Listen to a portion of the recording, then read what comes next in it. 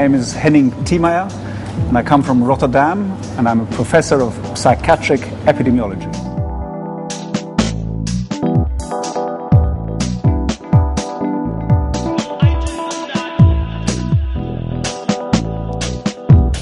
So we have been studying thyroid hormones of the mother during pregnancy and the effects of thyroid hormones and low thyroid hormones on the child.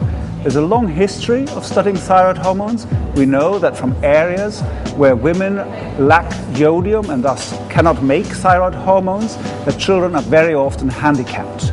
And what we are interested in the Netherlands to study whether in sort of healthy women who have just a bit too little of this thyroid hormone, well, that also affects the child. And why is that important? Because when the brain develops, the thyroid hormone of the mother is a parameter or is a hormone that stimulates brain growth. The brain of the child develops because of the thyroid hormone. And the child cannot make its own thyroid hormone for the first weeks. So a fetus has no thyroid hormone of its own. So it goes through the placenta to develop the brain of the child. So we studied 7,000 women. We took blood in early pregnancy and measured the thyroid hormone and found that indeed those women where the thyroid hormone was low, the children later have behavioral problems. They have more chance to be autistic, to have autistic symptoms, which is a very severe disease, and they have more emotional and behavioral problems. And then we're interested in to find why is that? Is it linked to the iodium, the diet of the mother, because they eat less fish? Is it related sometimes to antibodies against the thyroid, the gland here?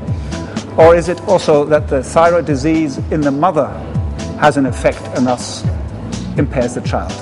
And we find it's not so much a antibody or immune defect. It's probably not the effect on the mother. It's a direct effect on the child. And now we're trying to find, is it the diet or is it a metabolic problem? And that is the money from Nutrimenthe that we got together with our brain scientists. We have explored this, and we think it's one of the important risk factors for child development, which possibly we can do something about. So we think it's important to check the thyroid status of the mother during pregnancy, very early in the pregnancy, because that's when the child has no thyroid hormone of its own. And it's very challenging, just one remark, because a mother normally knows that she's pregnant, let's say after 8 weeks, 10 weeks, sometimes even later. Some women, 12 weeks and they don't know they're pregnant. But that already is the time that it matters. So for the medical community, it's a challenge to treat early. That was it.